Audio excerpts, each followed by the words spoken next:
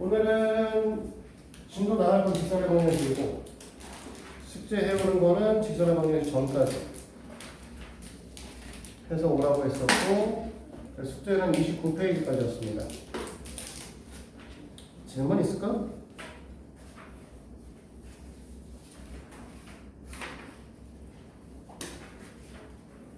지금 49번. 응? 49번. 44번. 44? 앞서라고 했어? 네. 이렇게 봐야 된단 말이지. 그러니까 지금 이거 똑같이 가계 이등분선 얘기를 하고 있는 건데 기본적으로 너네가 가계 이등분선 이렇게 그렸을 때 이렇게 쪼개지면 전에 얘기했잖아. A, B, C, B면 A, B 대 AC가 BD 대 BC가 되고 결국은 점 B는 BC를 AB 대 AC로 내분하는 점. 이 얘기를 써드렸었거든요. 그리고 지금 너네가 질문한 두 문제 다 저거에 관한 내용. 그래서 44번을 보시는데 뭐 사실 그림을 그릴 필요는 없는데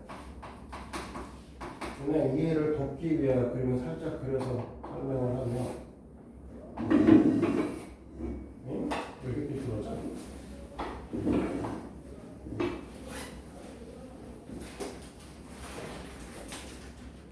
이 컴마 1이니까 2,1 그 다음에 3, 마이너스 6 이렇게 있고 얘가 A점, 얘가 B점.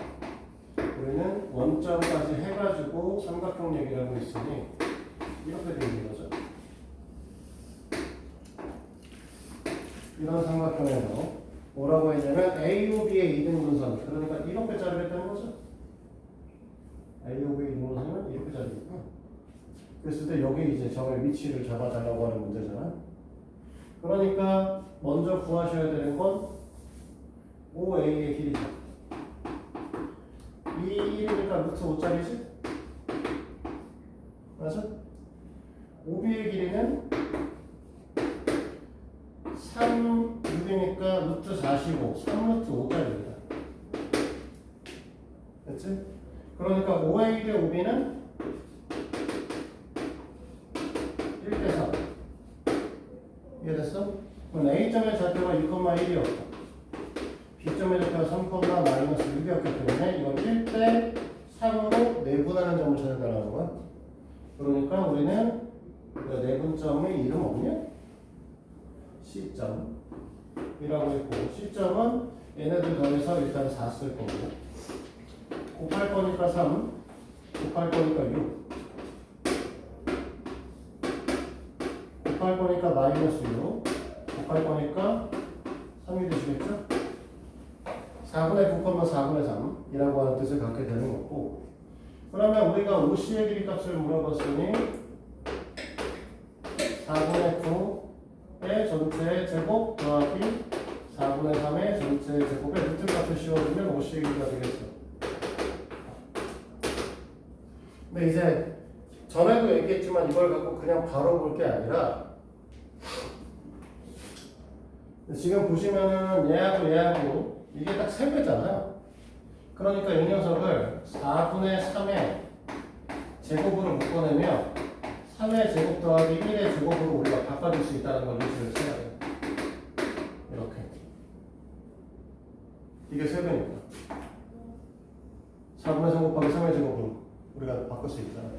그러니까 원하시는 녀석이 4분의 3은 앞으로 나갈 거고 뒤에 루트 10을 붙어주면 끝나는 거죠.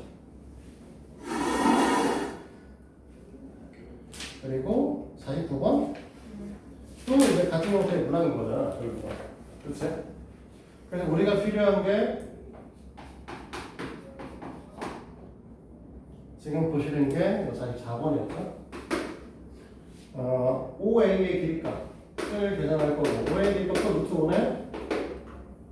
그치? 그 다음에 AB의 길이값은 4하고 2짜리니까 2부터 5짜리네요. 그래서 OA 대 AB의 비율은 1대 1. 그리고 우리가 원하시는 거는 원점과 B점 나를 1대2로 내분하는 점을 찾고 있는 거. 됐어? 그러니까 시점의 좌표는 예를 들어서 3 쓰고 6회 쓸 거고 이건 할 게 없죠? 그 다음에 밑에 3 6회 쓸 거고 마찬가지 할 게 없으니까 3분의 5, 3분의 4 47번.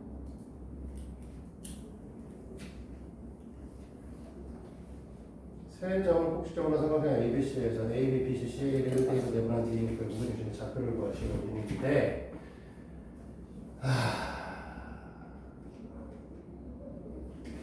다시 7번은 원칙은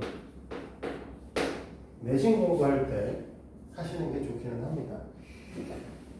아니 지금 내 설명할 내용들을 내신 공부할 때 외우시는 게 좋고 지금 꼭 외울 필요는 없는 내용인데 지금 얘기 들으면 두 번 다시 안 들릴 거야. 47번은 1번 할 겁니다. 자 봐요. 47번의 문제에서 지금 ABC의 무게중심을 잘라가지고 새로운 녀석의 무게중심 좌표를 구하라고 했는데 x1, y1 얘가 만약에 x2, y2 B점의 좌표 C점의 좌표를 x3, y3라고 할까요? 그리고 얘네를 똑같은 비율로 다 자를 겁니다. M인데 N으로 그러면 얘도 이렇게 자를 거고 얘도 이렇게 자르겠죠? N으로 자르니까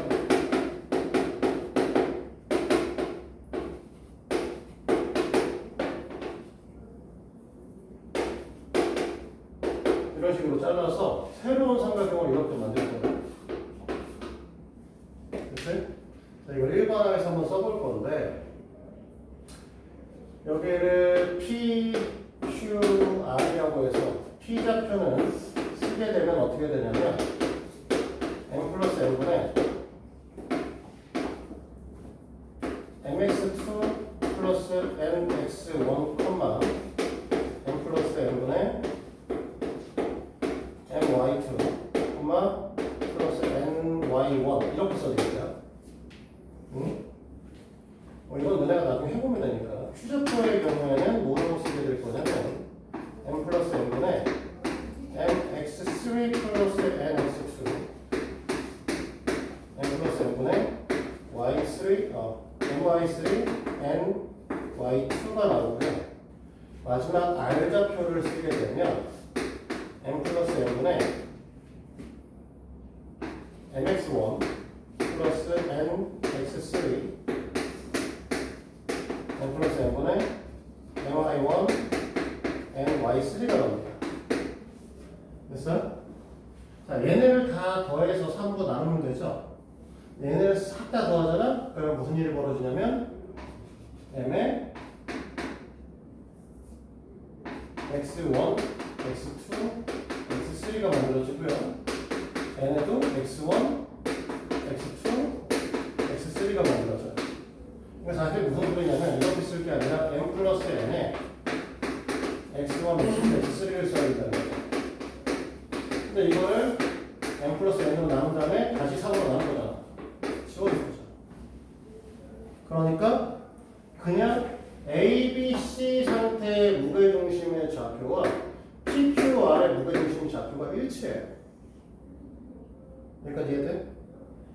얘를 똑같은 비율로 다 잘라내요. 이렇게 똑같은 비율로 잘라내가지고 우리가 만든 녀석을 갖고 47번에서 문제를 풀자고 하는 거니까 사실은 뭐 하면 된다? A점의 좌표가 1,6이잖아? B점의 좌표는 마이너스 1, 마이너스 1이고 C점의 좌표는 6,1인데 그냥 얘네들 더해도 된다는 거죠. 얘네들 더해서 풀어도 된다는 거고 A, B, B, C, C 무게중심의 좌표 그러니까 결국 얘네들 다 더해서 만들 거니까 얘네 다 더하면 6이 될 거고 2로 3으로 나눌 거면 이게 되겠죠? 얘네 다 더하면 또 6이니까 또 3으로 나누면 2가 되겠지? 그러니까 6은 G의 좌표가 되는 거지.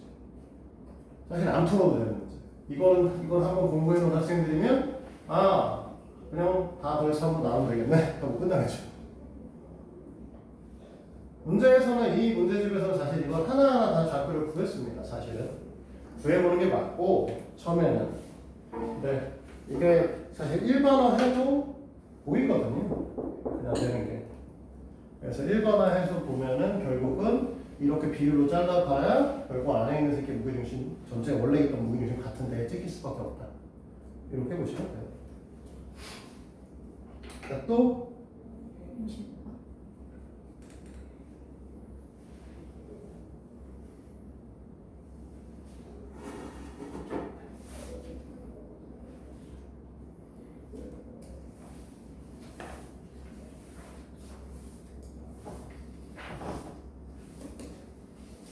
50번 문제는 되게 단순하게 보면 되는데 뭐 그렇게 어렵게 생각을 하셨죠?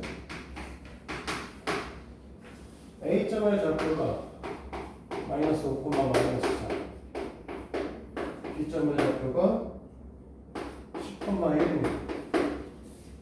그러니까 뭐 얘네들을 사실 X축, Y축으로 하면 뭐 X축에는 여기 있고 하나는 여기, 하나는 여기 있고 하나는 여기쯤에 있을 텐데 그래서 이렇게 쭉 앉아서 여기 있을 때 얘네들이 길이값에 대한 비율을 찾아달라는 문제잖아.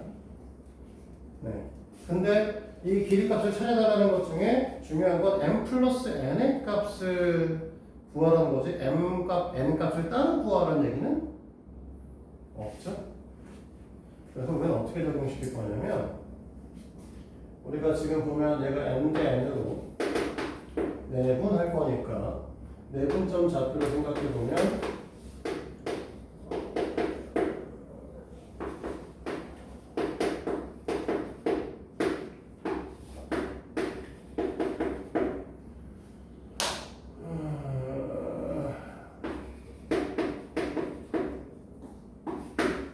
이렇게 되겠죠? 됐죠? 그러면 우리는 뭐라고 할 거냐면 얘네들은 m-4n이 제로겠죠? y값이 제로가 나와야 되잖아. 맞아? 그러면 m은 4n이 되실 거고 그러면 n 대 n은 4n 대 n이니까 4 대 1이 되는 거죠 그냥. 더하면 5죠.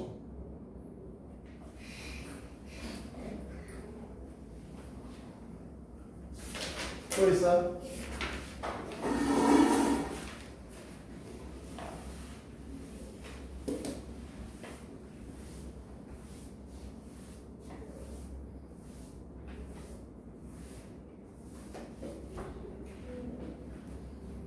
다른 사람들도 질문 없어? 동원 질문 없어? 우영아 질문 없어? 그러면 우리 직방 나갈까? 직선의 방정식. 앞으로 직방이라고 부르게 될 겁니다. 원의 방정식 원방이라고 부르고 직선의 방정식 직방이라고 부르다. 진짜. 원방. 방구하면 그거 말고 방구하면 말고 내가 진짜 나와 살면 이제 직방을 겁나 보게 되는데 근데 나중에 이제 부모님에서 독립을 하시면 처음부터 독립하자마자 내가 집을 사서 들어갈 수는 없으니 전세든 월세든 들어가시잖아. 그러면 이제 직방을 계속 보게 되죠. 전세가 뭐예요? 식당을 보니까 직방이 광고하는 부동산 사이트야. 아 그래요?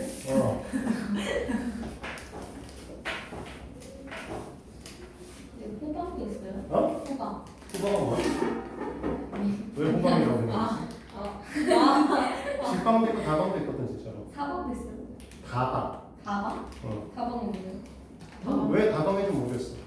직방은 뭐 직접 방을 구한다 뭐 이런 뜻이고 아, 방 싸구려. 보여준다 뭐 이런 건가? 뭐 어쨌든 뭐 그렇게 해서 사이트가 두 개 있습니다. 수학이 다방이 책에는 도방이라고 하죠. 도형의 방정식. 직방과 원방, 그러니까 직선의 방정식과 원의 방정식을 합쳐서 도방이라고 얘기해요. 이 단원에서 지금 우리가 점잡표로 배우셨고 직선의 방정식 배울 거고 원의 방정식 배우고 도형의 이동 배울 거거든. 이걸 다 털어서 그냥 도방이라고 부르요. 네. 해보죠. 그래서 우리가 지난 시간에 이 얘기했어요. 고등학교 때는 직선의 방정식이면 원래는 이제 ax 플러스 by 플러스 c 이퀄 제로인 녀석을 직선의 방정식이라고 부른다 라고 얘기를 했죠. 그치?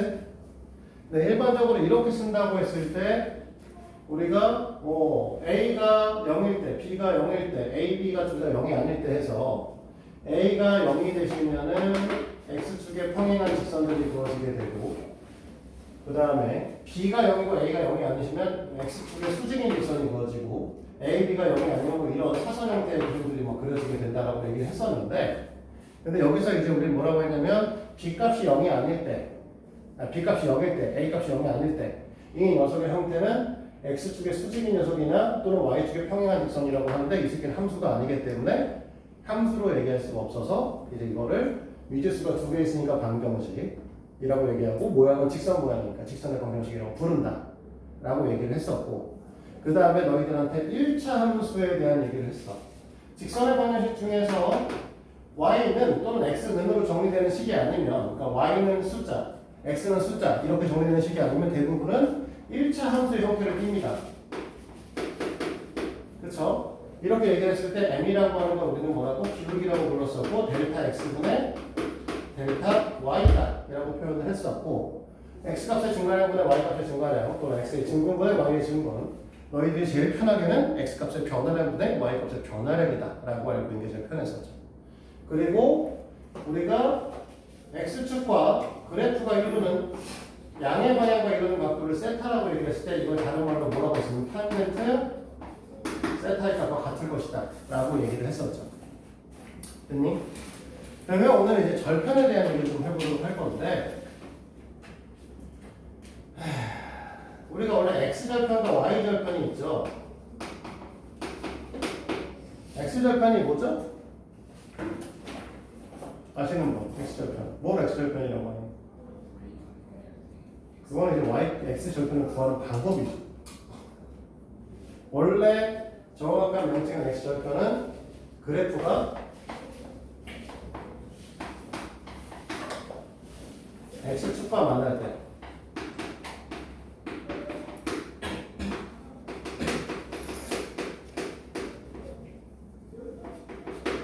x좌표를 우리는 x절편이라고 부르고 y절편은 같은 방식에서 부르겠죠. 이 녀석은 그래프가 y축과 만날 때 y좌표 이게 이제 서술형 쓰는 것 때문에 잠깐 써준 거예요. 너희들한테 x절편 y절편을 구하세요 라고 하는 형태의 문항이 나왔을 때 너희들이 만약에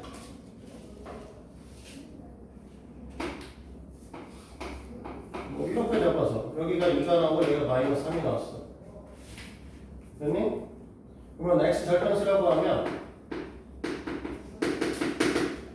2라고 쓰는 거는 맞는 표현이고요. 2,0 쓰면 틀린 표현입니다.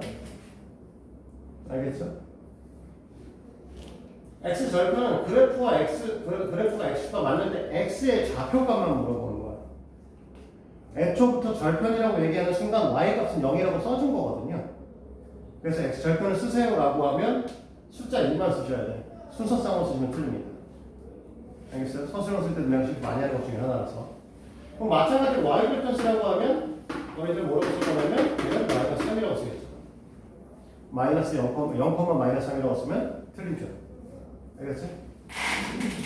그러면 이제 이 식에 여기 책에 써있는 내용은 이제 그 다음에 써있는 건 뭐냐면 조건에 따른 식을 어떻게 구할 거냐에 대한 것만 줄룩 써있어요. 제일 처음에. 그래서 제일 처음에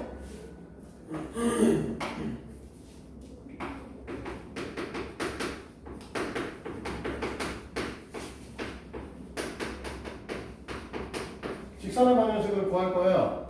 첫 번째, 기울기 줬어요. y 절편 줬어요. 그러면 그냥 쓰면 되지. 됐니? 자, 두 번째, 기울기 줬어요. 그 다음에 한 점의 좌표를 줘요.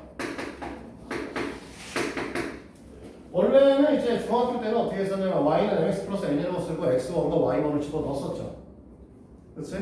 근데 지난 시간에 내가 이걸 뭐라고 했었냐면 x1, y1을 지나가는 직선을 찾으면 m 값이 관계없이 진행할 수 있게 만들면 된다는 얘기 있었어요. 그래서 m에 가는 항등식 형태로 써서 y-y1은 m의 x-x1이라고 표현을 해주면 m 값과 관계없이 무조건 x1, y1을 지나시고 x 앞에 개수가 m이니까 기울기 m인 것도 유지가 되죠.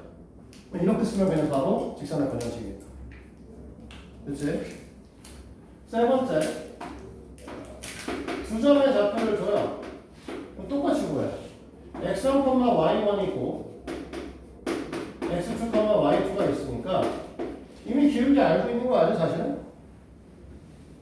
그쵸? 기울기 값은 뭐 하시면 되냐면 x2-x1분의 y2-y1 하면 기울기 값이 나올 거니까 여기다 x-x1 붙여주고 이쪽에 y-y1 써주시면 우리는 직선방정식이 나오겠죠. 됐니? 자, 네 번째, x 절편이 p이고요. y 절편이 q야. 그러면 원래는 이제 p, 0, 0,q를 지나는 거잖아. 그치? 그래서 보통 너희들은 이렇게 써요. y는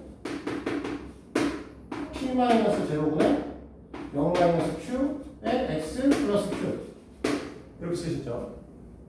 됐니? 이 식을요 q로 나눠서 x를 왼쪽으로 이항시키면 이런 식이 나옵니다.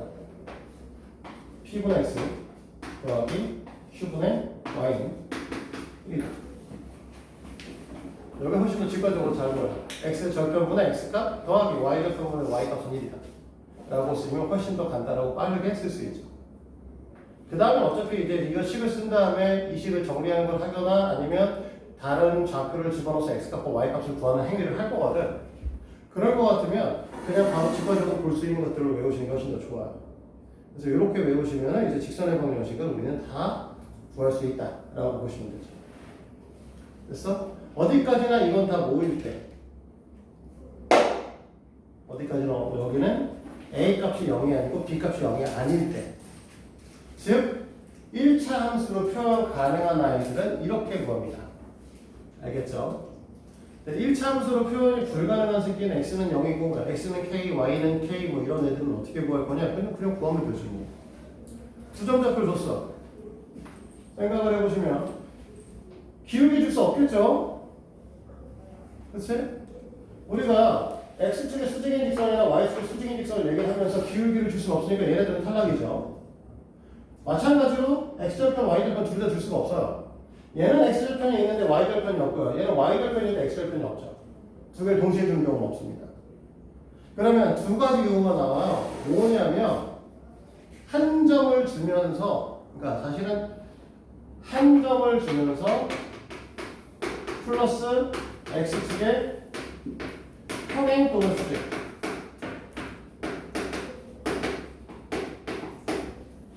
그 다음에 y축의 평행 또는 수직 이렇게 주는 경우밖에 없단 말이지.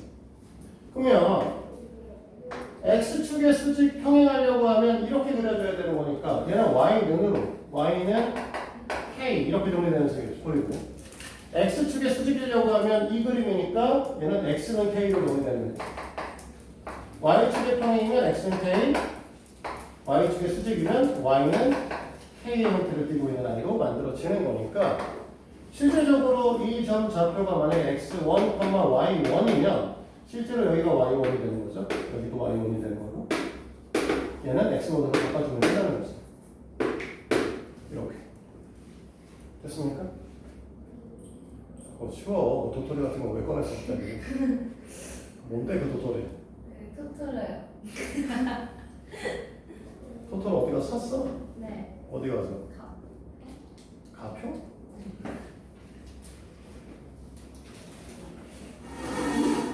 잠시 현대 아울렛 있는 현대 아울렛에 잠시 현대 아울렛이 아니라 롯데몰이구나. 잠실에 있는. 그치. 지하 상가에 있는 롯데 백화점이 있는데 지하 1층 가시면 미야자키 하야오 스튜디오 기념품 하나 돼 있잖아. 이와 뭔데? 미야자키 하야오. 근데 겁나 비싸. 이만한 거 12,500원. 집에 요만한 인형이 58,000원 있어. 토토로에서 나오는 그 고양이 봤어요. 집에 있거든. 겁나 비싸. 겁나 비싸. 거기 가면은 그 미야자키 하야오 그 기념품점 가면은 그런 거 되게 많아. 나중에 잠실 갈 일 있으면 가서 보고. 아. 지하철에서 갈 수 있어. 지하철에서 이제 역에서 갈 수 있는 데 있어가지고 한번 가봐요. 자, 이거 얘기를 하면은 우리는 어디까지 얘기냐면 39페이지까지 설명을 다 한 거야.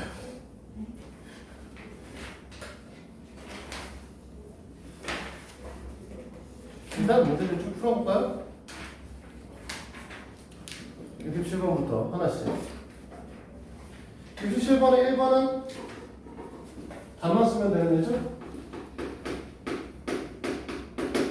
기울기가 마이너스 4, y를 빼니 마이너스 3이니까 y는 마이너스 4x 마이너스 3. 그러면 끝이지? 그치? 2번에 써있는 거 기울기가 마이너스 3이고 다른 한 점의 좌표가 2, 마이너스 4니까 x에서 x좌표 빼고 y에서 y좌표 빼줘. 됐어? 그 다음에 이 정도 쓰면 너네가 이제 암산할 수 있잖아. 마이너스 3x 플러스 2가 되겠죠. 자, 69번만 문제에서 x축의 양의 방향과 이루는 각도가 60도고요. 얘가 60도라 보이지? 됐어? 그러면 기울기는 탄젠트 60이고 탄젠트 60도. 시연아, 탄젠트 60도. 얼마? 203? 이런 이씨. 이런 탄젠트 60도. 루트 3 루트 3이죠. 이겼다. 아니거든? 자, 써있네. 그래.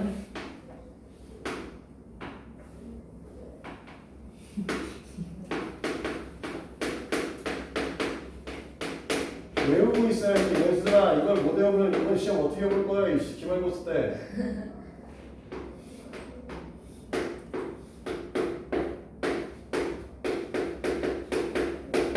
자, 이거는 두 개 외우고 있어. 알겠어?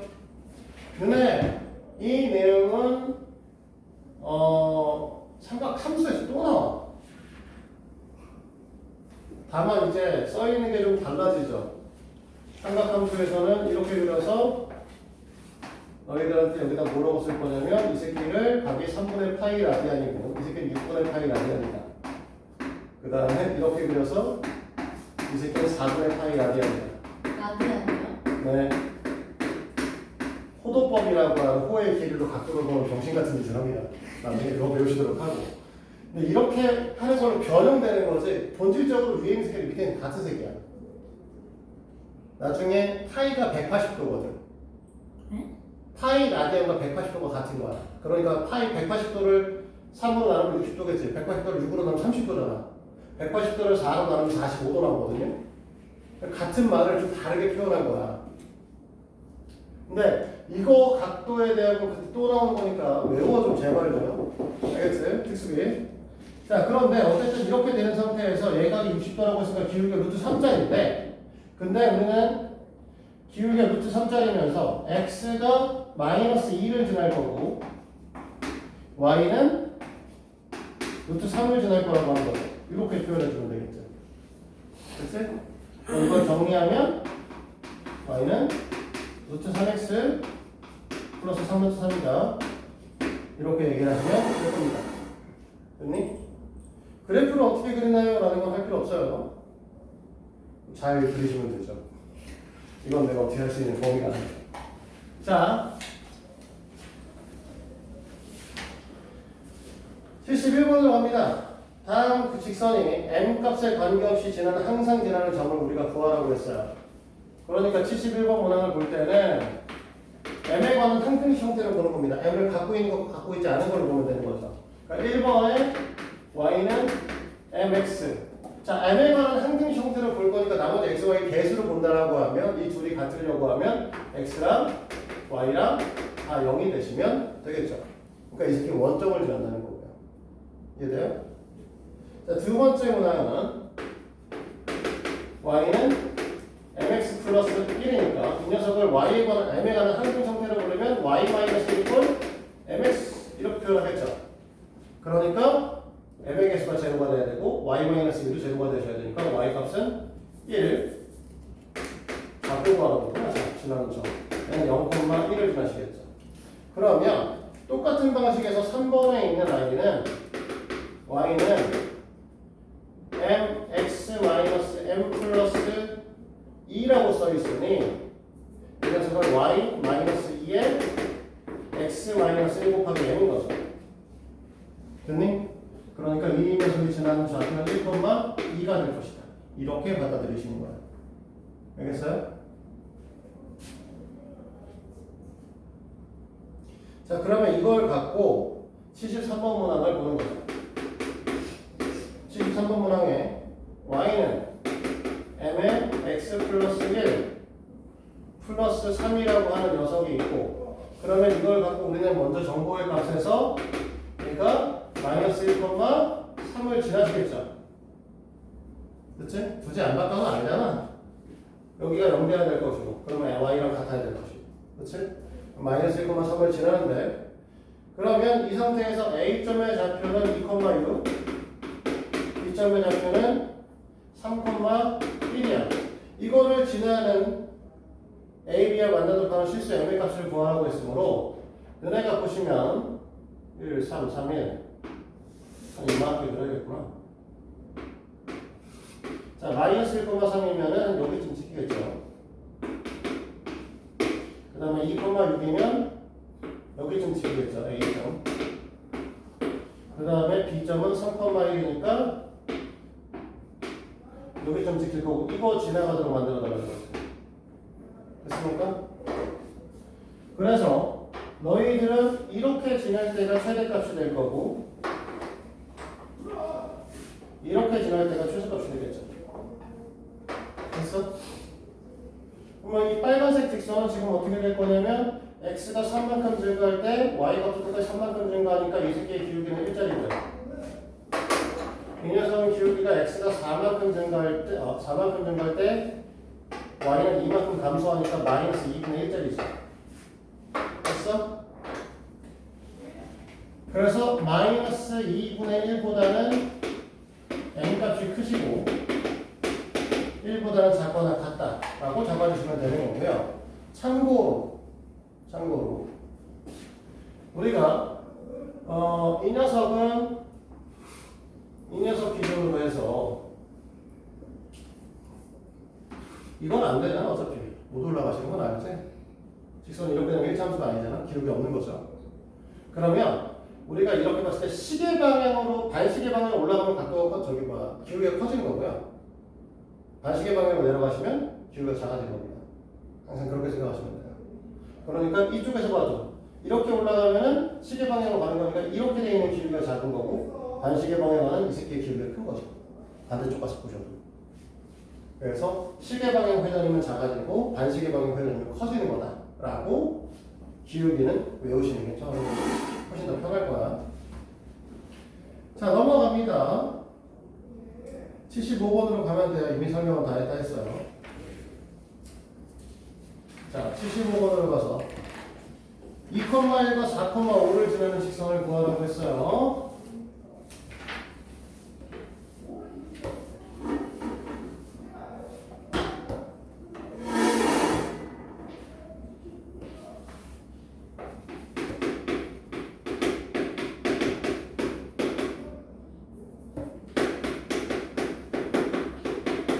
자, 자, 이만큼 증가했고요. 4만큼 증가하셨지? 그럼 기울기는 2짜리, 2분의 4짜리. 요거 지날 거니까 x에서 x좌표 빼고 y에서 y좌표 빼서 써주시면 되죠. 그래서 이 식을 정리하면 y는 2x-3 이렇게 됐지? 자, 이번에 x절편이 3이니까 y절편이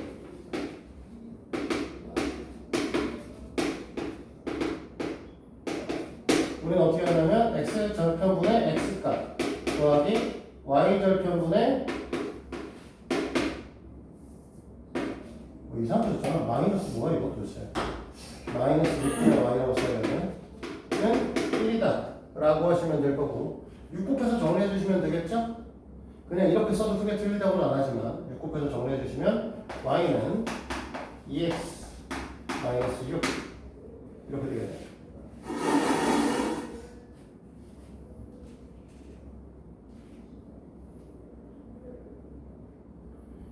자, 77번으로 갑니다. 전 시간에 배운 거랑 엮어서 나왔는데 A점의 좌표는 0,1이고요. B점의 좌표는 3,-2라고 하는 녀석인데 이 녀석을 2대1로 내분하는 점좌표와 그 다음에 6,3을 지나가시는 녀석을 구해라고 하죠. 내분점 좌표를 써야 되니까 밑에는 3, 3 이렇게 쓸 거고 곱해서 쓸 거니까 6 더해서 쓸 거니까 0 곱해서 쓸 거니까 마이너스 4 곱해서 쓸 거니까 플러스 1이죠. 그럼 우리가 원하는 점좌표의 형태는 2, 마이너스 1이지? 됐니? x가 4만큼 증가하고 y도 4만큼 증가했으니까 우리가 원하는 기울기 값은 1짜리고요. x에서 x좌표 빼고 y에서 y좌표 빼서 쓰면 될 것이고 y는 x-3이 우리가 원하는 직선의 방정식이 될 거야. 됐니? 지현아 그건 안 줘. 왜 그러고 있어? 자, 그러면 이제 직선의 방정식 활용인데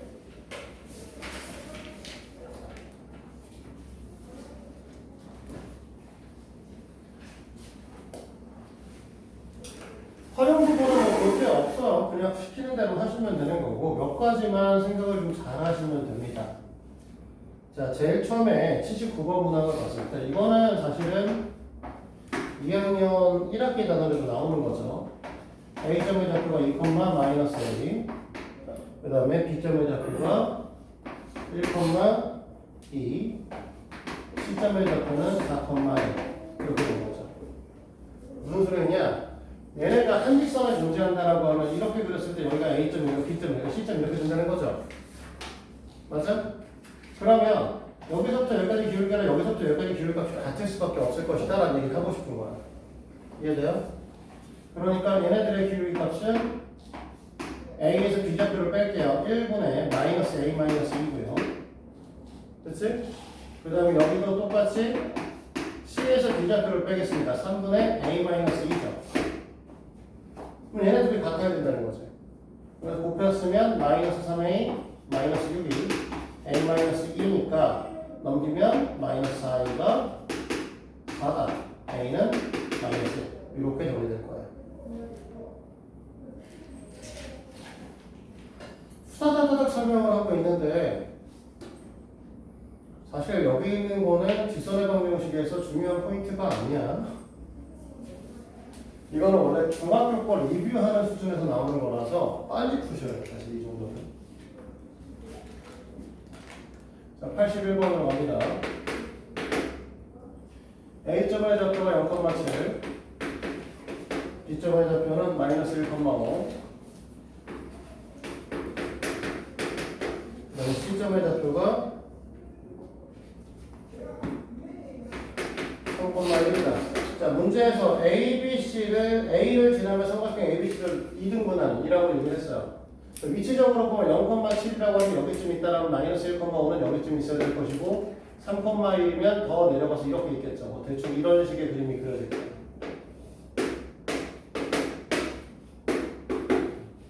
그러면 너네가 원하시는 그 넓이를 2등분한다라고 하는 건 A점을 지나는 직선을 더해야 되잖아.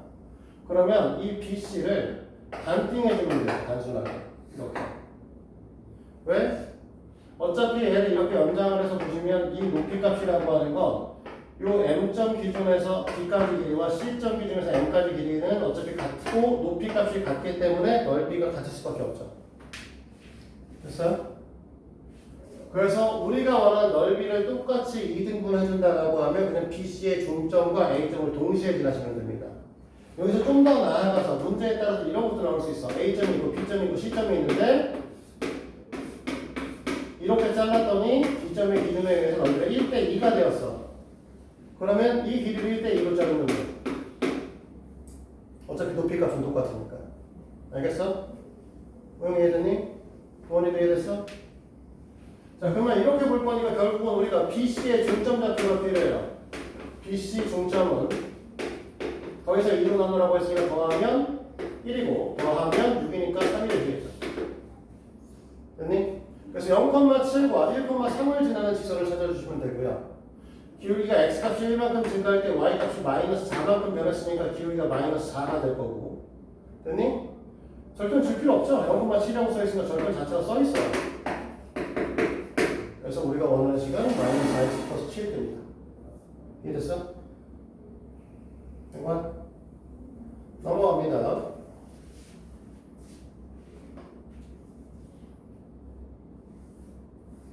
자, 83번으로 가요. 이게 되게 쉬운데 너네가 조금 더 시간이 걸리시는 분들이 있는데 83번 같은 경우는 문제에서 뭐라고 했냐면 y절편 2라고 했어요.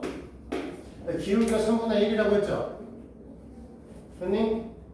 그러면 너네가 기울기가 3분의 1이라는 것 자체가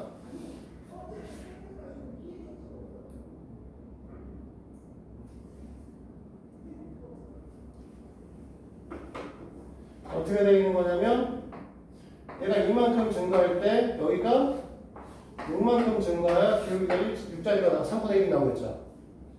됐어? 근데 이거에 대한 넓이 값을 물어보는 거니까 6이겠지. 됐어? 원래 이 기울기를 통해서 그림을 그리는 것들은 중학교 2학년 때 나오는 내용인데 너네가 이거를 보고 그거를 떠올려서 바로 풀 수 있냐라고 하는 형태의 문항이라고 보시면 돼요. 자, 85번도 마찬가지죠. 기울기의 형태가 이거는 이제 요번에 새로 배운 건데 a의 x 플러스 a 제곱의 y가 1이에요. 됐니? 그 얘기는 무슨 소리가 되는 거냐면 y절편이 a제곱 x절편이 a라는 거죠. 물론 여기 있을 수도 있겠지만 여기 있는 여기는 난 몰라. 그치? 그럼 이렇게 된 그림이라는 소리잖아. x절편하고 y절편이 주어진 상태가 되는 거죠. 근데 넓이가 4라고 얘기를 했으므로 a랑 a 제곱을 곱해서 2로 나누면 4가 된다는 거죠. 됐니? 됐어? 아니잖아. 무슨 소리야. 문제에서 양수 a를 구하라고 했으니까 다시 그래프가 1로 돌아가셔야 되는 거야. 이렇게 그려줘야 되는 거고요. 그러니까 이 길을 a로 가야지. 방금 전처럼 그랬으면 마이너스 a로 가야 돼, 이 길이. 됐어? 문제에서 양수 a라고 지칭을 해준 건 아까 이 그림을 그렸으면 얘 같은 경우는 마이너스 a 곱하기 a 제곱을 2로 나와야 되는 거고요. 이 그림을 그리면 얘 같은 경우에는 a 곱하기 a 제곱을 2로 나와야 되는 거죠. 이해됩니까? 여기는 0 마이너스 a 해야 되는 거고 여기는 a에서 0 빼야 되는 거니까 길이도 보니까. 이해됐지? 그러면 이렇게 해서 4고 이렇게 해서 4인데 이 경우에는 a가 마이너스 2가 나오는 거고 이 경우에는 a 값이 2가 나오는 건데 문제에서는 양수를 구하라고 했거든. 그래서 a 값은 2가 되시는 거죠.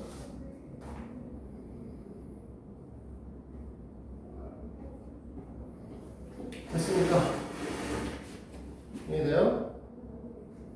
자, 87로 갑니다. A, B, C가 답을 만족할 때 ax 플러스 by 플러스 c가 지나는 직선의 사분면을 모두 구하시오라고 얘기를 했네요. 어차피 이거 나온 거라서 이것도 설명 따로 안 합니다. 그래서 마지막 87번 문항은 여기까지 얘기하고 나면 이제 내가 가르친 거 다 떠나서 이제 새로 얘기해야 돼. AC가 0보다 작아요. BC가 0보다 커요. 그리고 우리가 갖고 있는 건 ax 플러스 by 플러스 c가 0입니다. 자, 근데 이 녀석을 일반형으로 쓰면 y는 마이너스 b분의 ax 안 좋네. 네, 요거 여기다 쓸게요. 그냥. y는 마이너스 b분의 ax 마이너스 b분의 c잖아. 됐니? ac가 0보다 작으면 bc가 0보다 크면 이게 어떤 뜻을 갖는 거냐면 a와 c의 부호는 다르고요. b와 c의 부호는 같은 거죠. 맞아? 그러면 이 얘기는 a가 만약에 양수면 bc가 음수고요. b가 음수인 거죠. a가 음수면 c가 양수고요. b가 양수입니다. 맞아? 자, 이렇게 돼 있든 이렇게 돼 있든 관계없죠. 이렇게 돼 있든 이렇게 돼 있든 마이너스 b분의 a는 양수가 되죠. 맞니? 자, 이렇게 돼 있든 이렇게 돼 있든 관계없이 b분의 c는 우리가 뭐가 되는 거야? 마이너스 b분의 c는 음수가 되는 거지? 맞니? 그러면 우리가 오른쪽 위를 향하고 y 별표는 음수인 녀석이니까 이렇게 그려지겠죠? 맞습니까? 그럼 몇 사분면 안전하? 2사분면 안전하죠? 자, 이번에 AC가 음수래요. B는 0이고요. 됐어? B가 0이면 얘가 없는 거죠. 됐어? 우리는 이걸 일반형으로 바꿀 땐 B가 0이 아니라는 전제 조건을 적용한 건데 B 값이 0이라고 했어. 얘가 없는 거고요. 그러면 우리는 X는 뭐라고 쓸 거냐면 마이너스 A분의 C라고 쓸 건데 A와 C의 부호가 다르니까 이 새끼가 양수가 돼버리겠지? 맞니? 그럼 양수가 돼버리고 x는이라고 하는 녀석은 y축의 수직인 또는 y축의 평행한 x축의 수직인 직선이 만들어지는 거니까 이렇게 그려질 거니까 여기랑 여기 즉 2사분면과 3사분면은 안 지나게 될 겁니다. 됐어? 자, 여기까지 얘기를 해서 너희들은 거기 있는 643페이지를 일단 푸실 거고 그 다음에 오늘은 두 직선의 위치 관계도 얘기를 할 겁니다. 그리고 사실 이번 책의 포인트, 키포인트는 52페이지 있는 점과 직선 사이 거리 구하는 공식을 배우는 게 키포인트예요, 사실.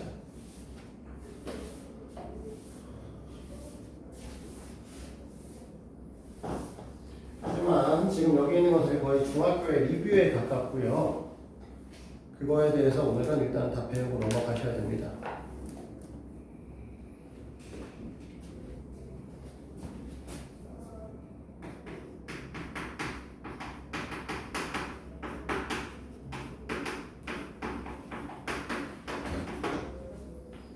수직선의 위치 관계성에 대한 얘기를 할 거고 두 개 다 얘기를 해야 되는 거죠.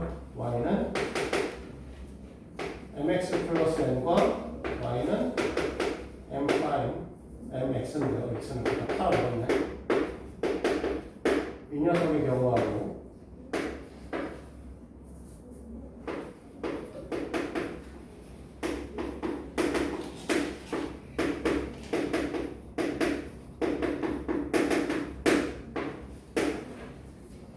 요거 하기 전에 중학교 2학년 때 배운 얘기 좀 잠깐 짚고 가자.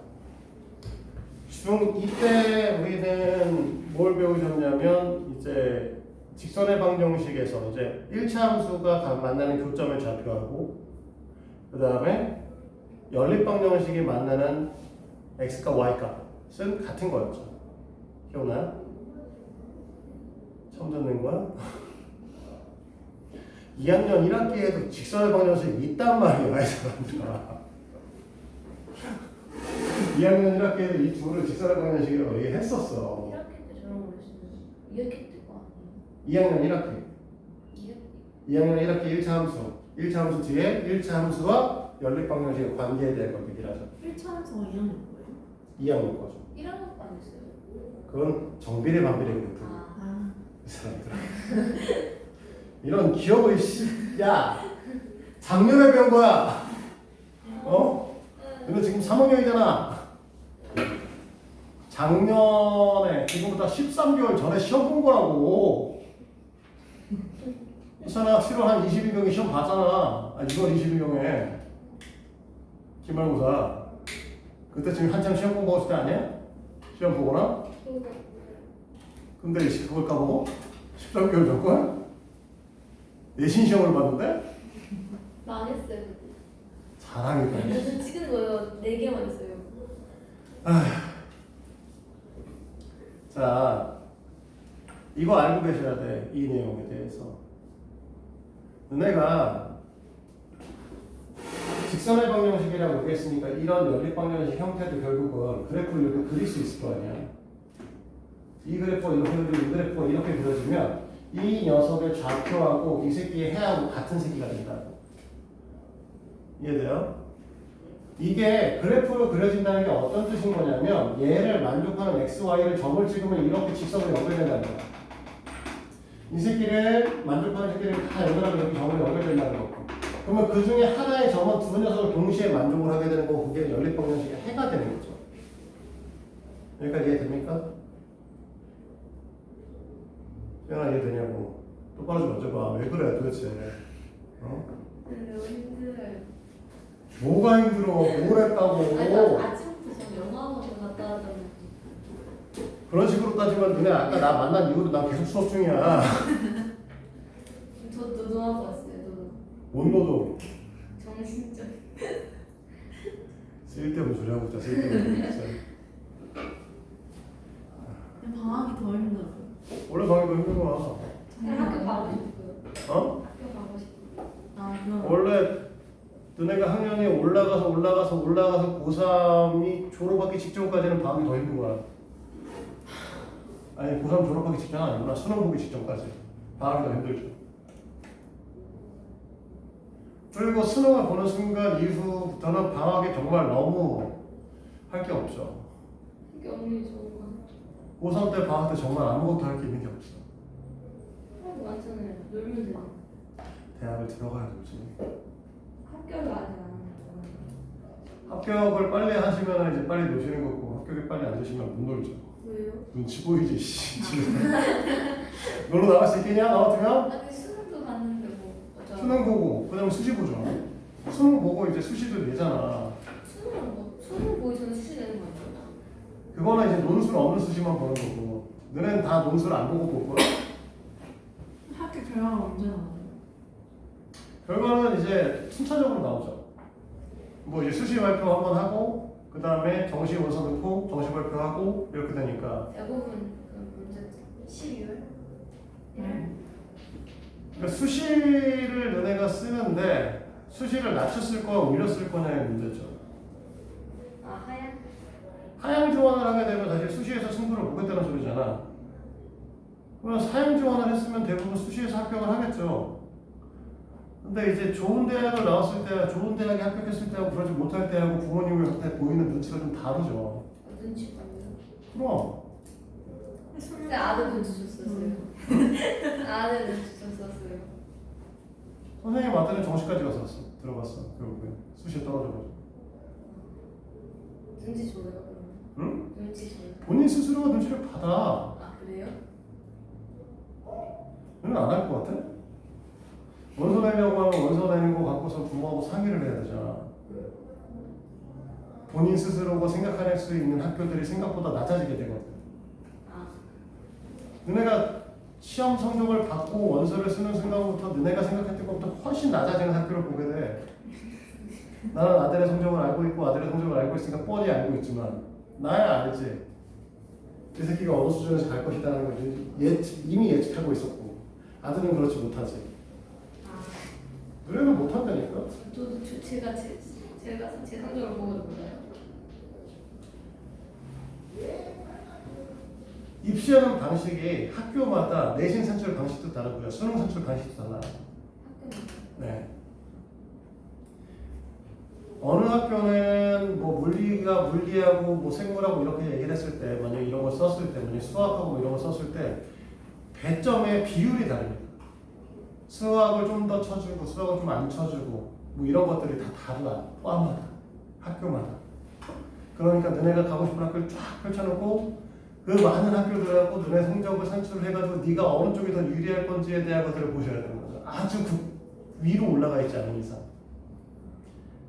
우리가 말하는 수능 뭐 1% 안에 들어가는 숫자 한 개 틀리고 두 개 틀린 새끼들이 사실 그 의미가 없어요. 어차피 다 올 1등급 찍었잖아. 표준 환산 점수라는 게 있습니다. 그래서 표준 환산 점수가 어느 쪽이 더 유리한 것이냐라고 하는 것들은 대충 나오기는 하지만 크게 의미는 없죠. 좀 아무나 갈 수 있는 거 아니야? 아무나 갈 수 있는 건 아닙니다. 왜요? 내가 선택한 과목에 따라 달라져요. 아, 근데 그 과목을 선택을 했고 그 정도 점수대를 찍고 있는 애들이면 된다 안 된다를 알고 있는 상태잖아. 근데 우리가 선택을 하는데 보통은 이제 우리가 올 1등급을 찍지 못하는 아이들의 경우에는 내가 성적을 낼 수 있는 과목을 선택하죠. 그러면 너네가 갈 수 있는 과가 사실 제한된다는 걸 몰라, 아이들은. 과 선택에 제한이 돼. 어떤 걸 선택했냐에 따라서. 수학 같은 것도요? 수학에서 지금은 이제 너희들은 선택 과목은 없지만 이제 지금 뭐 물리 미적을 선택을 할 거냐 안 하냐, 기하를 선택하냐 안 하냐, 확률 선택했냐 안 했냐에 따라서 달라지죠. 그러니까 간단하게 말하면 의대에서 미적분과 기하를 둘 다 받아. 확통은 안 받죠. 확통 수능을 받는 애들은 수시고 뭐가 나발이고 어차피 수능 최저를 맞춰야 되니까 못 들어가요. 의대에만 수능 최저가 들어가니까. 의대는 정시 비중이 더 높기도 하고. 누가요? 왜요? 수시가 어? 원래 수시가 더 높잖아. 수시하고 정시의 비율은 비슷해 원래. 그리고 엄밀히 따지면 수시하고 정시하고 비율이 비슷하면 수시문이 더 좁은 거야. 수시 전형이 연계니까. 논술 중심 전형 있지. 그 다음에 학생부 종합 전형 있지. 학생부 교과 전형 있지. 이 녀석을 전체 통틀어서 한 40%쯤 뽑습니다. 그리고 정시에 40% 뽑고 나머지 특수한 형태로 뽑는 경우도 20%가 있어요. 논술은 글만 잘 쓰는 거예요? 논술은 글만 잘 쓰면 된다고 생각하면 안 돼. 수리 논술은 수학 문제를 글로 푸는 거니까 과학을 글로 풀고요. 이거는 깊이가 졸라 깊어야 되는 거예요. 논술 그거 하나만 이렇게 하면 바로 합격이에요? 논술도 보는 학교에 따라 달라. 논술 100%인 학교 있어요. 연세대 같은 학교들. 논술 100%입니다. 그래서 논술 지문이 영어로 써 있어요. 영어와 수학을 다 봐. 미친 또라이들이 한 방에. 영어로 수학을 푸는 거예요? 영어 지문을 갖고 푸는 겁니다. 네, 연세대는 지문 좀 많이 해요. 다른 학교들은 안 그렇지만 밑으로 급수가 내려가면 내려갈수록 그런 것들이 적어지죠. 그리고 논술 100%, 논술 70%, 논술 60%. 다 달라, 학교마다. 내가 내신 성적이 약한 아이들은 논술 100%를 보는 거고. 그래서 연세대 논술이 경쟁률이 졸라 높아. 왜? 논술 100%거든.